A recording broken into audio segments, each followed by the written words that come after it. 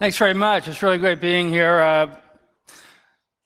The CCC and I go back almost as far, the same years. My first book, The Puzzle Palace, came out in 1982, and the first CCC was in 1983. So it's really great to have sort of a reunion here. One of the things that I really noticed lately since Edward Snowden was how many people know about NSA. When I first started writing about NSA, the first book I did was The Puzzle Palace in 1982. Virtually nobody had ever heard of NSA. There was a senator, Senator Bill Bradley, one of the most prominent senators in the US Congress. I was in a car with him going to a speaking engagement, and he said, "What's your book about?" And I said, "It's about NSA." And he said, "What's that?" So we got on a TV show, and the host asked me, "How secret is NSA?" And I said, "Well, even Senator Bradley had never heard of it." So he got up and went back to the hotel by himself. He didn't want to ride in the same car with me after thought I insulted him. But so that's how little known NSA was back then. And last summer, I spent with Ed Snowden. I hung out with him for 3 days in Moscow for a cover story for Wired magazine. And it was really quite amazing. We had pizza together and hung out for 3 days, and really amazing being with him. And one of the things that has changed now, it's back in the old days, NSA, the old joke was it stood for no such agency or never say anything, and now it stands for not secret anymore. Which Ed got a big kick out of. So I really never talked about my background because, and it was the same way with Ed when I was talking to him, because he just never wanted to give me anything about his background. It was like pulling teeth to find out how he got into this whole thing when he was growing up, what he was reading, that kind of thing. So I never really talked about it. And then when I was with Laura Poitras last year, I told her, I'd been a whistleblower at one time with NSA, although I never made any, really never mentioned it before. So she wanted me to write a cover story or write a big piece for her publication, The Intercept, and I did. So I began talking a little bit about it. So I thought it might be interesting to give a little background before I get into my main talk. Anyway, in the Navy, I was really lucky during the Vietnam War. I got #1 on the draft. It's the only thing I ever won in my life. And I don't really consider that winning. But anyway, I spent 3 years in the Navy. And like Snowden, I got sent to a secret NSA place in Hawaii for 3 years. I did a few other things like fishing, but I also did this work for the NSA. But it was mostly focused on Vietnam and so forth. And then after that, I was in law school. That's a picture of me. I have more hair. So when I was in law school, I had to think about what I was going to do. And one of the things while I was there, I was still in the Navy Reserve. And so the Navy, I had to do 2 weeks active duty once a year. So the Navy sent me down to another listening post. It was called Sabana Seca in Puerto Rico. And it was a big listening post. They were mostly focused on Cuba and South America, Central America, the Caribbean.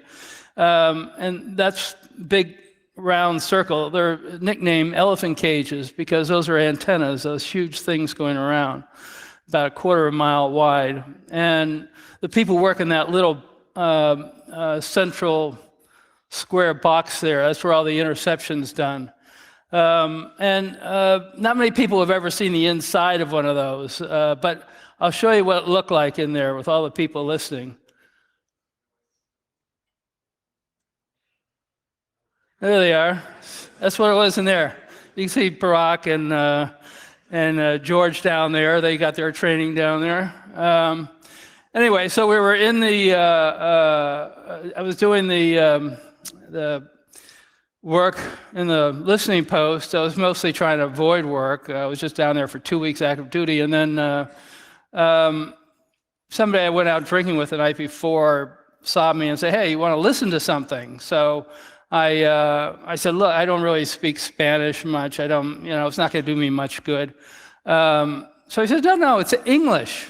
I said, "English? Well, okay, I'll put the earphones on." And what do you know? It was Americans talking to each other. I thought this was kind of odd. We're supposed to be listening to the, South Americans or Cubans or somebody like that. So this is sort of what it was like inside. They were doing all the eavesdropping on different telephone calls, and I was very surprised that the Americans were on the other side of the communication. So I decided when I got back to law school, it was at the same time the church committee was doing their investigation. And so I decided to be a whistleblower, and I called up the church committee. I said, "Did you know that the NSA is doing eavesdropping down in Hawaii, or rather down in Puerto Rico?" And they had heard from NSA that they had been doing this eavesdropping, but they stopped it a year and a half earlier. And I said, "Well, I was just down there like last month, and they're still doing it." And at the time, it was a program that was known as Minaret. And they were focused on really the most serious criminals and hardened terrorists in the United States, like Jane Fonda. Another one was Dr. Benjamin Spock. You can see he's hiding the weapons behind the baby there. Muhammad Ali, and then Dr. Martin Luther King. So this was Project Minaret. They were eavesdropping on U.S. communications and all these hardened targets here. So after I told Frank, the church committee, about the NSA, they were, like I said, doing their hearings at the time. They said, "Come down to Washington as soon as you can." So the next morning I flew down to Washington, and they had me brief Senator Frank Church in executive session. It was off the record, kind of a quiet little briefing in his office. And when I told him that the NSA is still doing what they said they stopped a year and a half earlier, he practically flipped.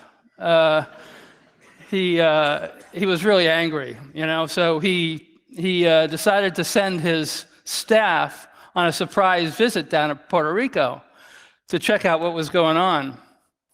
And again, the people at the listening post had no idea that these people were coming down.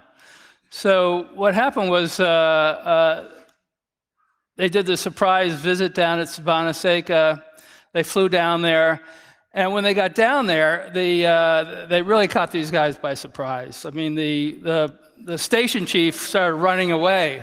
All the people, they started really hiding out wherever they could.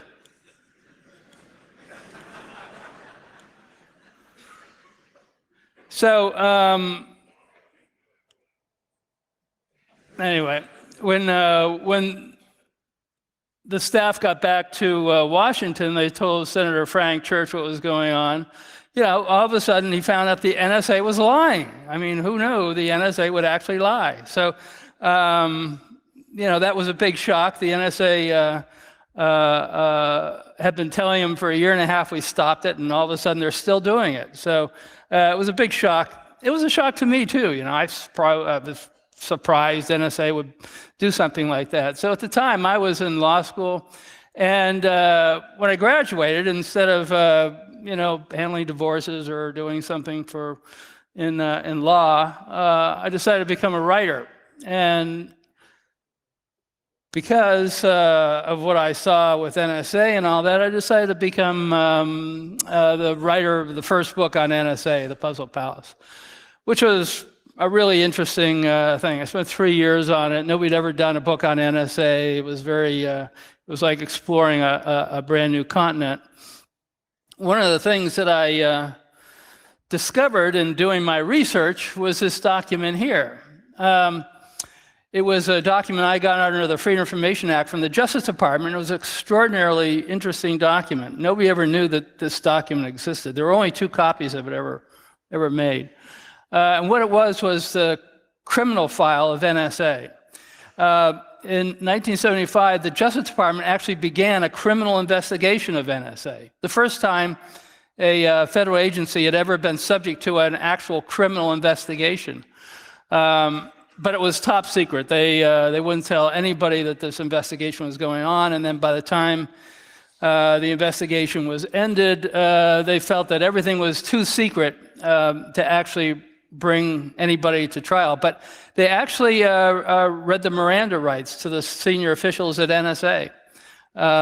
They considered the whole agency a potential criminal entity, like the mafia.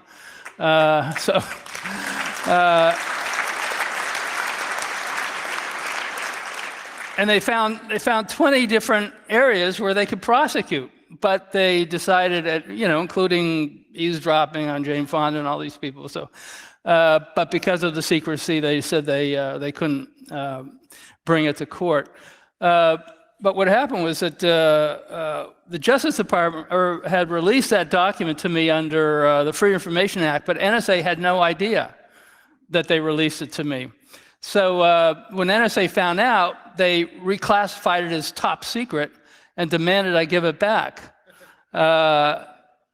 which I wasn't about to do, but they were really insistent, and they were threatening me with the espionage statute.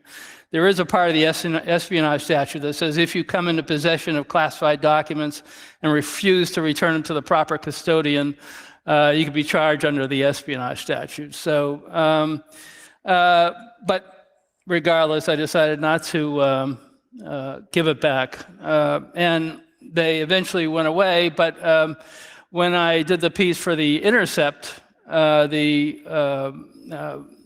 Glenn Greenwald and the Intercept people put it online, so it's now available. If you go to The Intercept and look at my article, you could read that top secret report. So that's what happened. They threatened me with prosecution. That's what was going through my mind at the time when they were threatening me with prosecution there. I could just see myself being arrested and so forth. But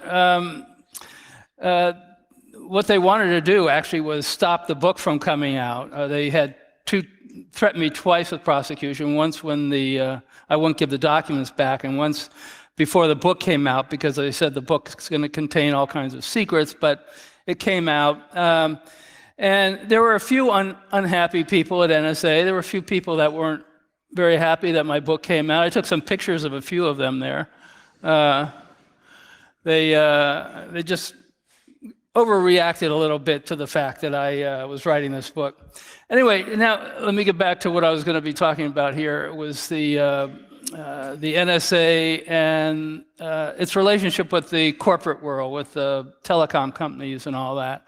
I mean, this is NSA. It's the largest intelligence agency on Earth. More than 37,000 cars are registered there. It has its own post office, 70,000 pieces of mail a day, 32 miles of road. You can't see that whole complex from the road. It's all hidden.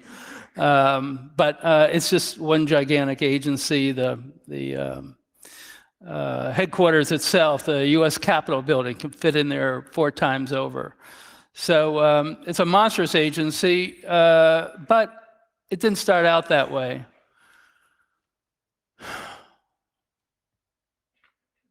This is how it started out. That's 141 East 37th Street, New York. That was the original NSA. It was called the Black Chamber in 1920. It was a 4-story townhouse in Manhattan. The first floor was a cover. They made supposedly commercial codes. The top floor was where this guy lived. He was in charge. His name was Herbert Oliardi. He was the first head of the Black Chamber. It started in 1920.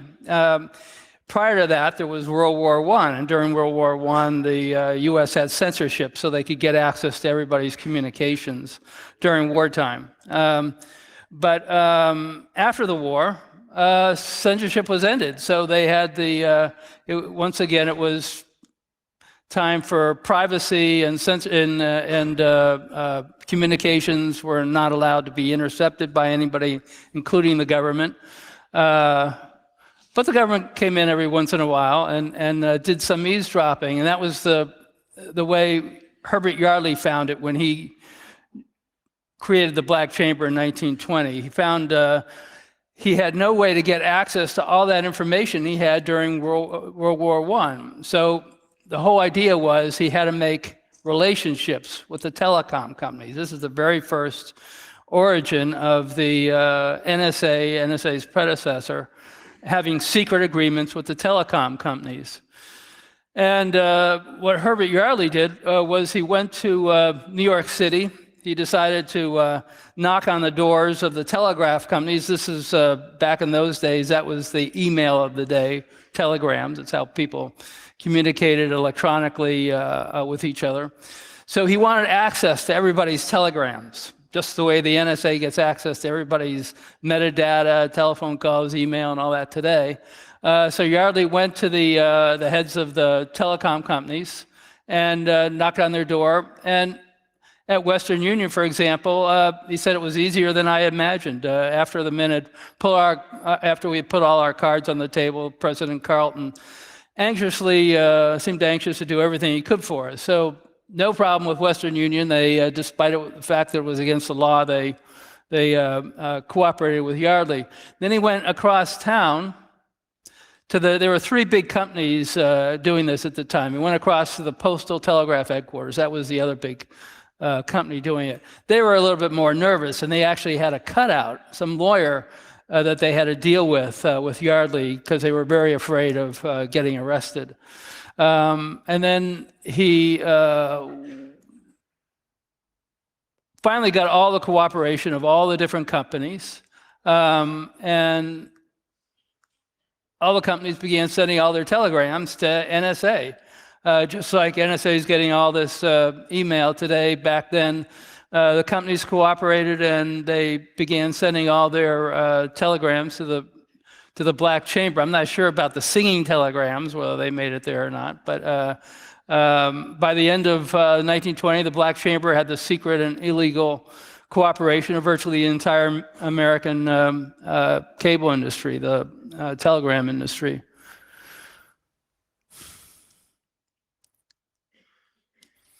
But in 1929, it all came to an end. Henry Stimson was the Secretary of State. He had no idea that the government had a Black Chamber, that the government was actually doing all this eavesdropping. So as a result, he shut down the Black Chamber, 1929. And that put Herbert Yardley out of work. He'd been doing it for 10 years, and now all of a sudden he was out of a job. So he decided to become the world's first NSA whistleblower. Long before Snowden, Herbert Yardley became a whistleblower. He wrote a book called The American Black Chamber. I mean, the government was extremely upset, but they had never heard of this before. Nobody had ever written a book about secret things in government before. So they tried to ban the book, or they tried to put him in jail, but there were no laws at that time that could really do that. So he tried another book after that. It was called Japanese Diplomatic Secrets, 1921 to 1922. And he actually included real messages that he took from the Black Chamber in the book. And the government got furious, and they secretly basically stole his manuscript. And that manuscript was hidden for years and years until I found that manuscript in government documents back in around 82 when my book came out.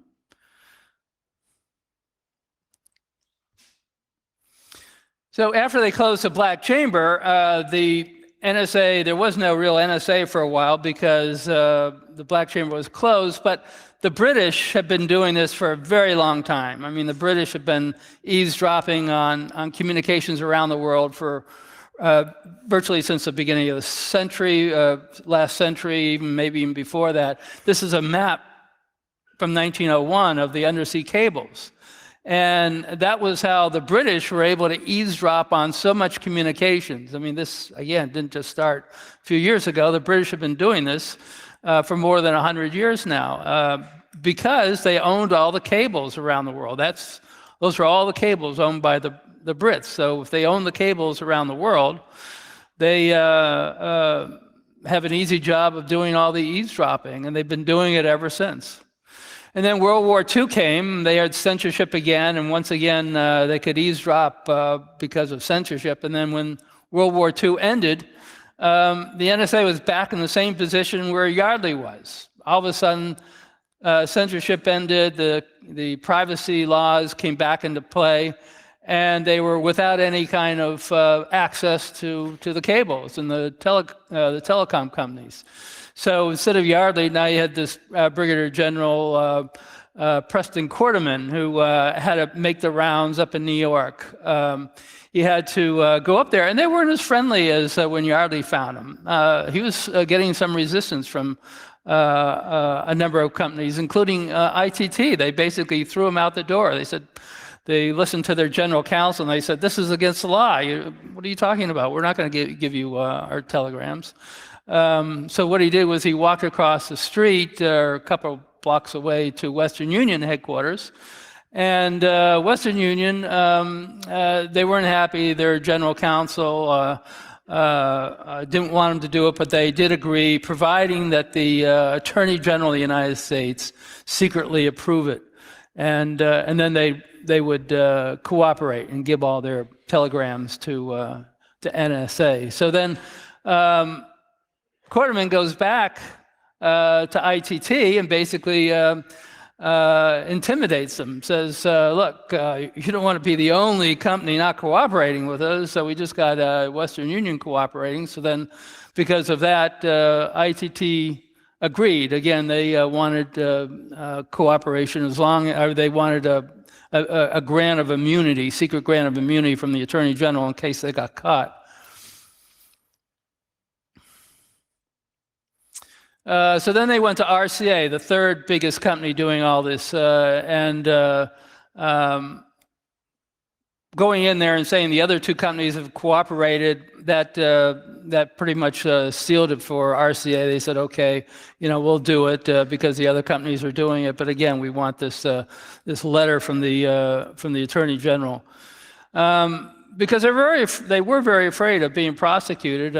This is how the NSA got the material. They set up a secret office in New York. They had it masqueraded as a television tape processing company. And every night, just after midnight, somebody would go to the back door of the telecom companies and ask for all the communications for that day, all the telegrams coming into the country, going out of the country, or going through the company. And they would take the tapes back to the phony television tape processing company. They make duplicates of all those telegrams, millions of telegrams, and then they send them down to. They make a copy. They take the original back to the company before the day shift came in, before the morning shift, because it was only the midnight shift that knew this was going on, and then they send the dupes down to NSA, and they put them through this huge computer. It was the biggest, fastest, most powerful computer at the time. It was appropriately called the harvest computer because that's what it did. It harvested all the names of everybody they were looking for, names of people they were looking for, words, phrases, whatever they were looking for. The computer would go all through these. In law school, we were told that if you're in the government, you want to get access to somebody's telegram, you have to go to a judge and an impartial judge and present probable cause and so forth. It never occurred to NSA. They just got everybody's telegram and without any kind of a warrant.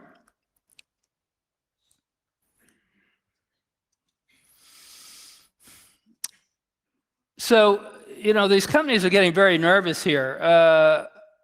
Sarnoff from RCA, for example, and Western Union, these other companies are getting very, very nervous that they're doing this because it is totally illegal, and they didn't particularly want to go to jail.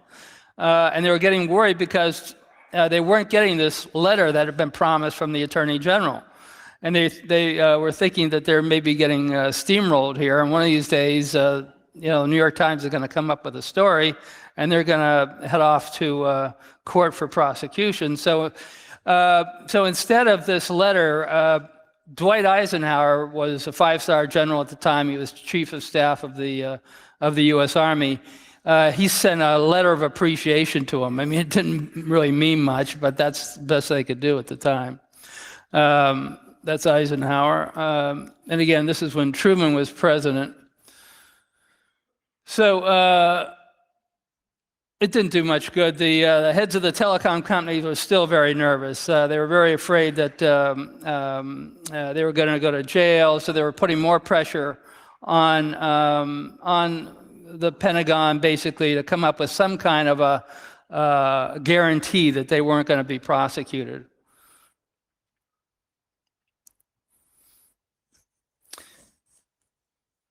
What happened was that the Forrestal was the Secretary of Defense at the time, and Forrestal had a meeting with them, and he told him he was speaking for the president, and as long as the Attorney General was in office, he could guarantee, or he could give assurances anyway, that the Department of Justice would do everything in its power to keep them out of jail. It didn't make him feel too good, but it was better than nothing.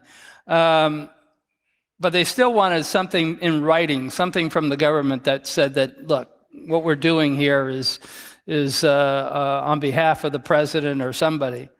The problem was that the only person that knew what they were doing, basically, was Forrestal, the Secretary of Defense. And all of a sudden, he resigned. Not only that, a few weeks later, he was in the hospital for psychiatric examination. And then he put a sash around his neck and jumped out of the 16th floor window of Bethesda Naval Hospital. Among the people that were very worried were the people in the telecom companies. But 4 days earlier, luckily, they had met with the person who took Forrestal's place, Lewis Johnson, and he gave him the assurances that the Attorney General and the President had both approved this. And they were presented a memorandum, and the memorandum was actually, it wasn't signed by Truman, but it was initialed by Truman, or initialed that he had been okayed by the President, Tom Clark. And that was it. That's the last time the telecom chiefs ever sought assurances. But it did indicate that at least the knowledge of this went as high as Truman, the fact that they were doing this illegal eavesdropping on everybody's telecom communications. So nobody knew anything about this until the Church Committee. That was in 1975. The Church Committee had this investigation. They found out that NSA had been doing this. And I had testified in executive session before the Church Committee, as I mentioned earlier, my little part. And they, did a really good job of looking into what NSA was doing in terms of spying. But they were still somewhat falling in line with regard to NSA. NSA was saying, please don't say much about all this stuff. So they only had 1 day of hearings on NSA, and it was the director of NSA that was called to testify. But they never really got into the telecoms, what the telecoms were doing. The only person that did that was this woman, Bella Abzug. I mean, she was like the ultimate terror in Congress. You never, ever wanted to cross Bella Abzug. I mean, she was just the most ferocious person in Congress. So she got very angry that the Church Committee wasn't looking into the companies that were doing all this eavesdropping illegally. So she decided to hold a hearing. And she was going to call all the telecom chiefs to a public hearing and say, what have you been doing? Who'd you cooperate with? What have you given to the government?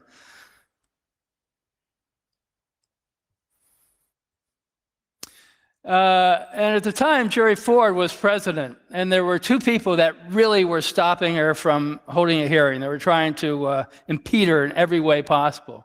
You'll never guess who they were. One was a guy named Donald Rumsfeld, who was Secretary of Defense at the time. Another guy you may have heard of before, his name was Dick Cheney. So they did everything they could to try to stop Bella Abzug from holding this hearing of the telecom chiefs. And they went so far as to issue executive privilege against the companies. I mean, this had never been done before. Nobody ever heard of. How can you issue executive privilege against the company? You know, you issue it against the CIA or the NSA or the FBI or whoever, but not private companies. So for the first time in history, Ford, at the suggestions of Rumsfeld and Cheney, issued executive privilege to keep the companies from testifying in public in Bell Abzug's hearing. But the companies were more afraid of Bell Abzug than they were of Cheney, Rumsfeld, and Ford.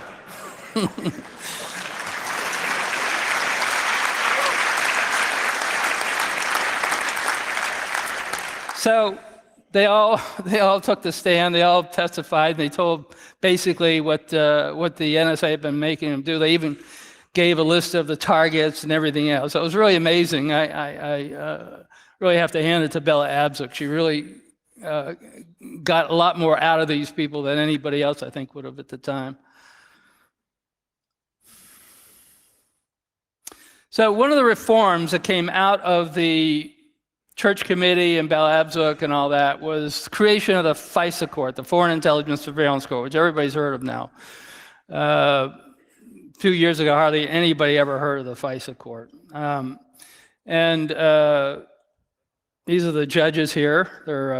They're sort of, this is the robes they wear. They wear them over the tops of their heads so nobody can see who they are. But the FISA Court was created and basically became a rubber stamp. This is where they hang out. The third floor, it's supposed to be secret where they're hanging out, but their office is on the third floor of the federal court building in Washington. Few people have actually been inside that. I did manage to get one picture inside the court in session. It's never been seen before. I'll show it to you here. These are the judges right here.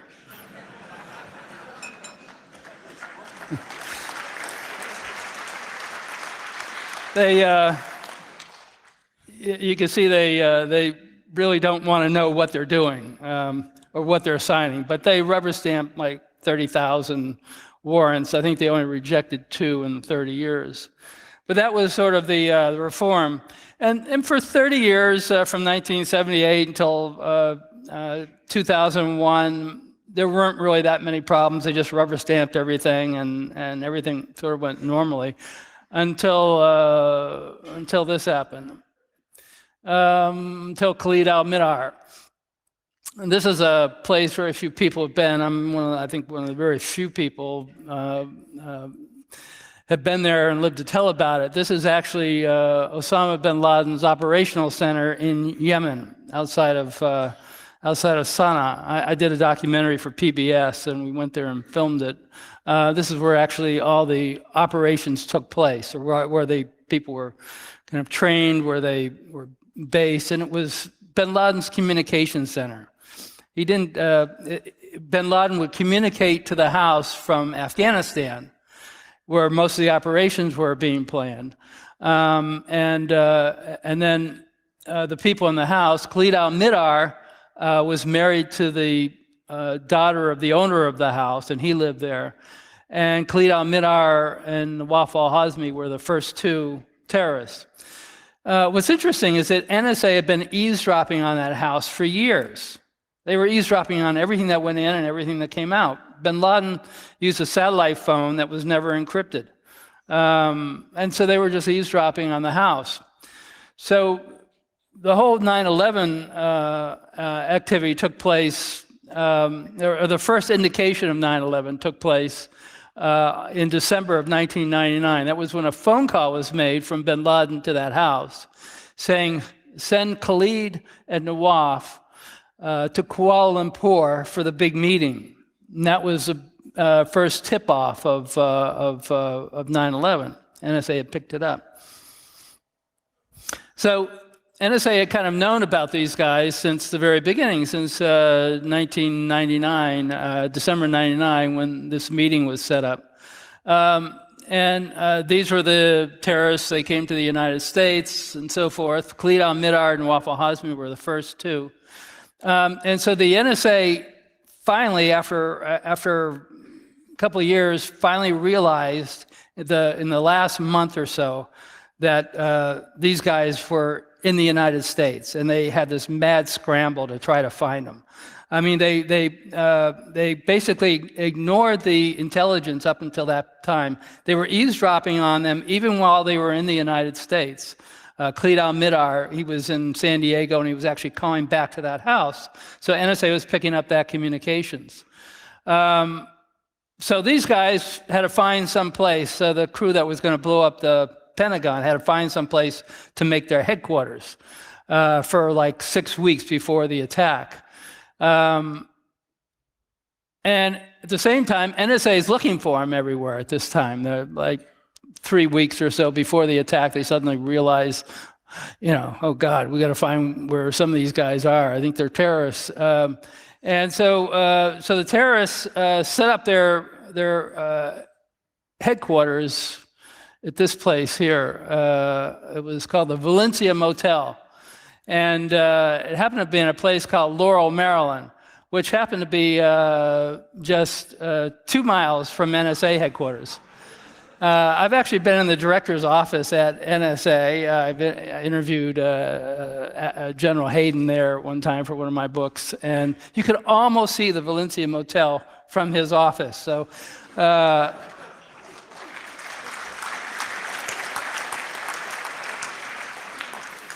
these guys were going to the same gyms that the NSA people were going to in Laurel. They were shopping in the same supermarkets, and NSA is looking all over for them. They're eavesdropping on everybody, but they can't find them, and they're right down the street, literally down the street. So after 9/11, George Bush decided, he can't trust the FISA court anymore, so he decided to bypass the FISA court and do all begin the whole program of warrantless eavesdropping, which became Stellar Wind. And one of the things that came out in one of the first documents that Snowden, actually the first document that was released from the Snowden archive, was the Inspector General's report on Stellar Wind. And what it showed was that not only did they, like back in Yarley's day and back after World War II, where they had to go and get the telecom companies to cooperate, AT&T actually volunteered before they were even asked. They called up NSA and they said, can we do something? Would you like our material here? And NSA was sort of shocked, because this is even before they started the warrantless eavesdropping.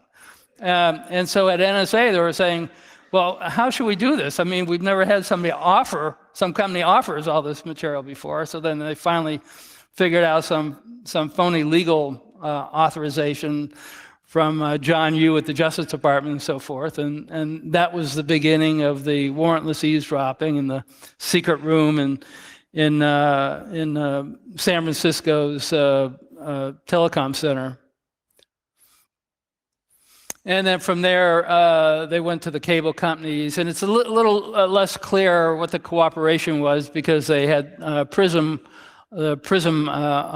program, where they went in the front door basically with sort of legal papers, FISA warrants, things like that. And then they had the Operation Muscular, where they secretly tapped the unencrypted cables between the data centers and so forth.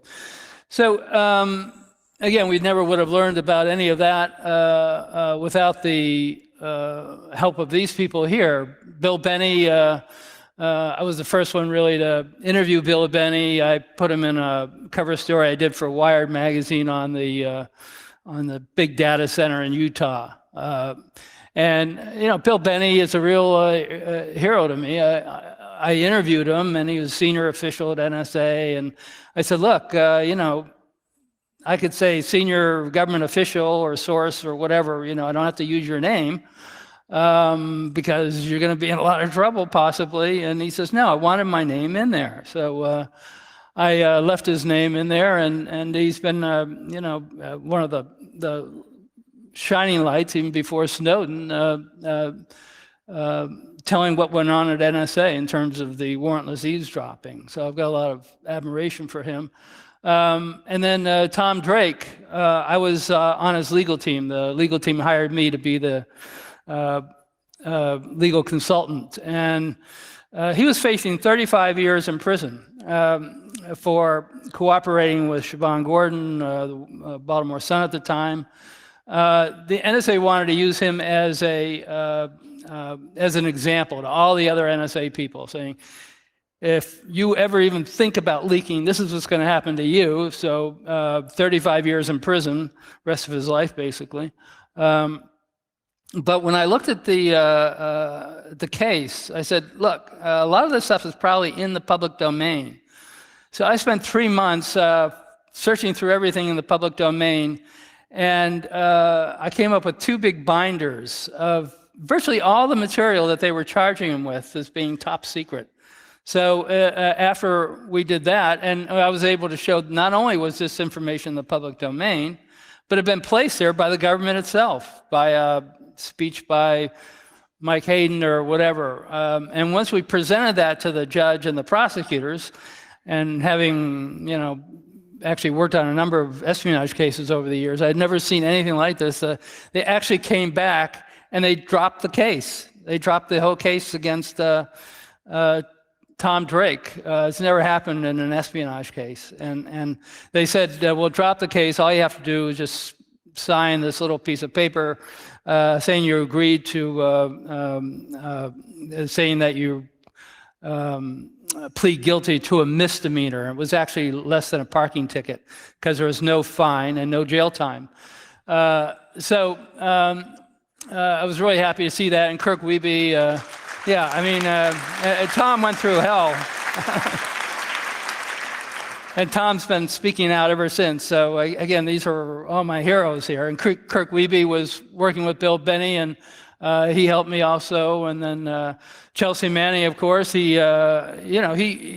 don't realize the trauma you go through when you're actually in combat and you watch people gunned down, innocent civilians gunned down. And that's what got Chelsea Manning to decide to become a whistleblower. And there were just enormous amounts of information that came out for some of his documents. And then, of course, Ed Snowden, and there's never been anybody like Ed Snowden. I hope there's a lot of people that follow in his footsteps, but the information that he had, I was just astounded. I've written about NSA for 30 years. I just couldn't believe half the stuff that was coming out from his documents. So, I'm really a big supporter of whistleblowers. There's really 2 forces out there. One is the force of fear, the fearmongers who are always pushing for more surveillance and scaring everybody with fear. There's been, I think there were 4 terrorists, 4 people killed in the United States last year by terrorists. There were 24 people killed by dog bites. And that's an average. Except for 9/11, every other year is normally like that. So it's just fear-mongering. The only thing opposing that, the only thing opposing fear is information, and the only people that can get the information out are the whistleblowers. So what's the takeaway? The takeaway, what I took away from all this is that, number one, the NSA and the telecoms have been secretly cooperating for nearly a century. I mean, what just didn't happen with George Bush. It's been going on for a long time. Number two, they occasionally get caught, but no one ever gets punished or prosecuted. Neither the eavesdroppers nor the companies. I mean, they do it, they get caught, and they just keep doing it again. And number three, as I just said, after they get caught, they stop for a while, and then they just resume their illegal eavesdropping, one after another. So what's the answer? One answer, have a major church-style investigation, but this time not by Congress. I mean, what's Congress going to do? Investigate themselves? This time have sort of a 9/11 commission, but not a lot of old government hacks on there. Put some journalists, writers, privacy advocates, some people like former Senator Udall, for example, or soon-to-be former senator. Number two, have a major Bella Abzug-style hearing and force the companies to testify about their involvement publicly. And three, have the Justice Department begin another full-blown criminal investigation of the NSA. Now, all these things have a precedent. I mean, a major investigation as a church committee as a precedent, calling the telecoms as Bella Abzug's hearing as a precedent, and the 1975 criminal investigation of NSA is a precedent for a new investigation. Just one thing different they should do this time, however,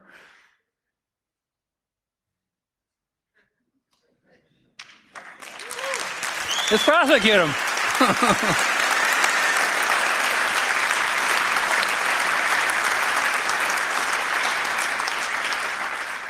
Having worked in law on and off, especially espionage cases since I got out of law school, I've seen a lot of the criminal justice system, and to some degree it does work. It does work. You put somebody in jail, a lot of times they stop doing what they have been doing. So this will come very easy for NSA. I've even worked out a plan. You see, that's NSA headquarters. Right across the street, there's an abandoned asylum for the criminal insane. You just march them across. Very easy. And like I said, it does work. After they're in there for a while, it will work. And I'll guarantee you that, you have General Alexander in a prison cell for a while. When he comes out, he's going to be reformed. And this is what he's going to look like.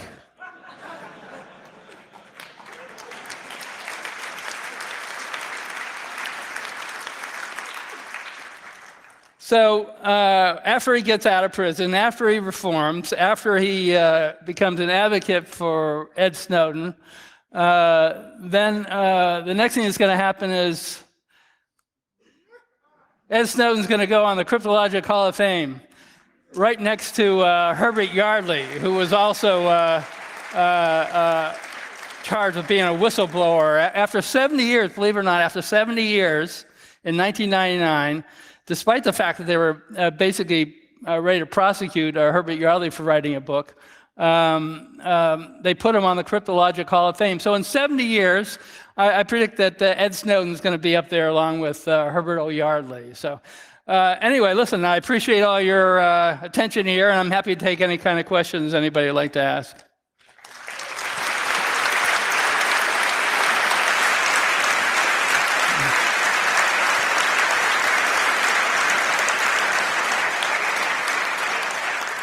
Yeah, big thank you to this talk. It was quite great, and a lot of people wanted to see it that were not allowed to come in here, so there were even more people liking your talk. Anyway, you have time for some questions and answers, and maybe you should start to ask them. I know that there's one question in the internet at the moment. Yes.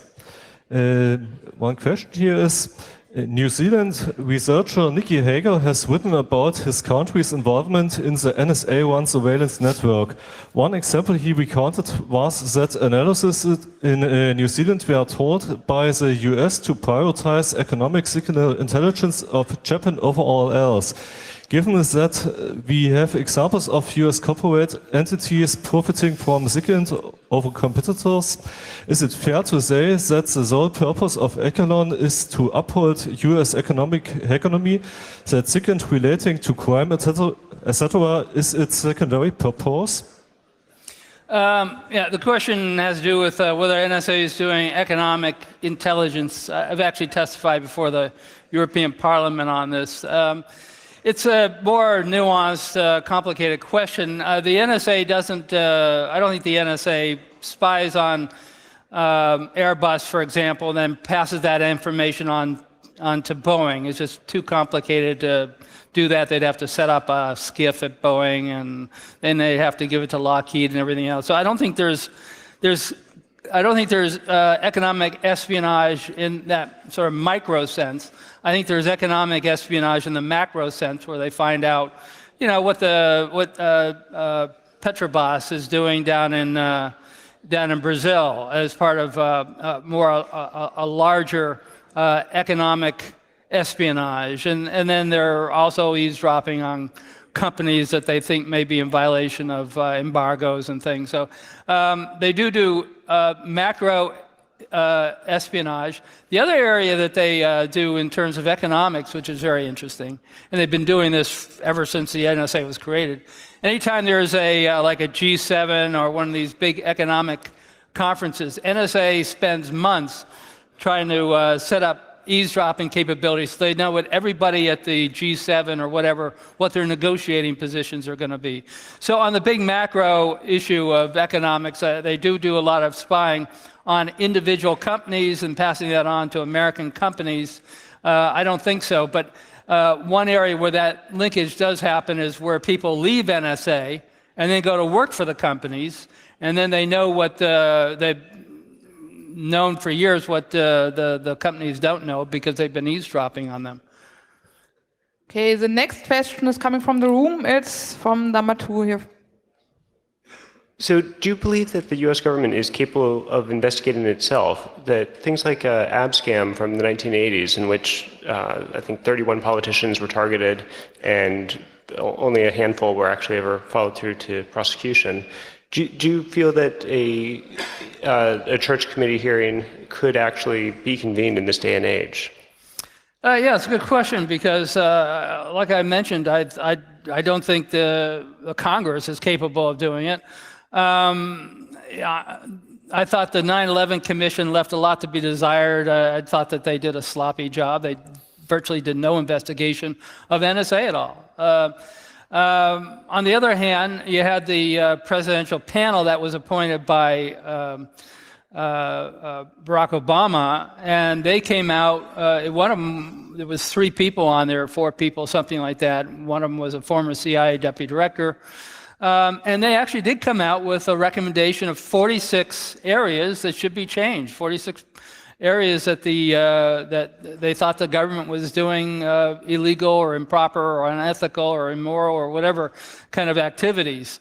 The problem wasn't that they came out with a bad report. They came out with a very good report. The problem was Barack Obama ignored it. I mean, he basically brushed it off. He said, okay, there's like 3 or 4, maybe 6 things that we could change.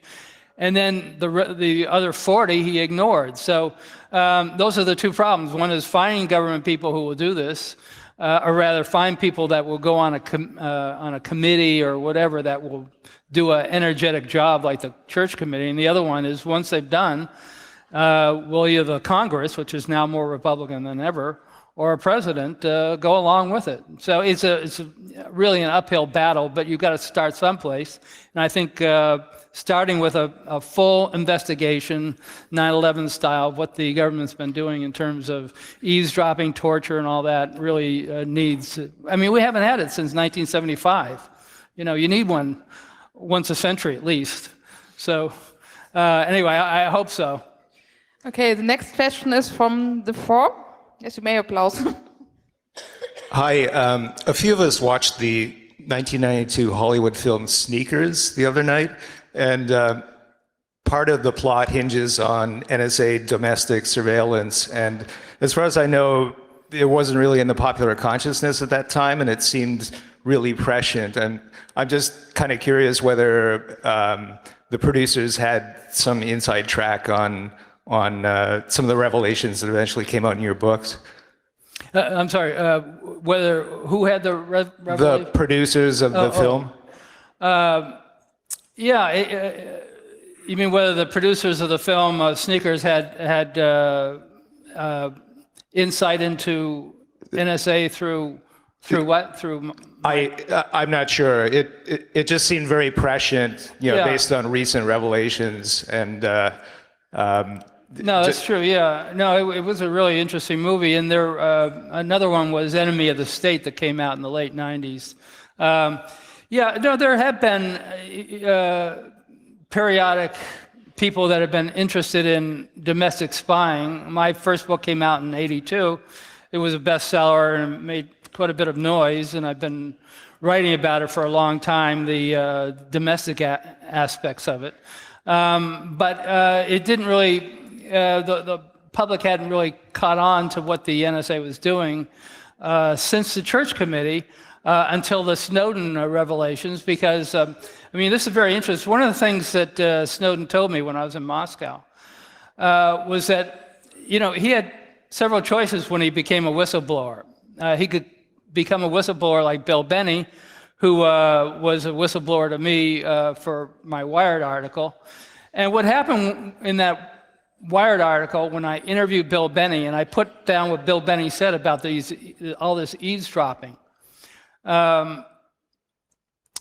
General Alexander came out. I don't know how many of you saw Laura Poitras's film last night, but there was a scene in there where General Alexander is sitting in front of a congressional committee, and they're saying, does the U.S. do domestic eavesdropping? Does the NSA spy on Americans? Does it eavesdrop on their emails?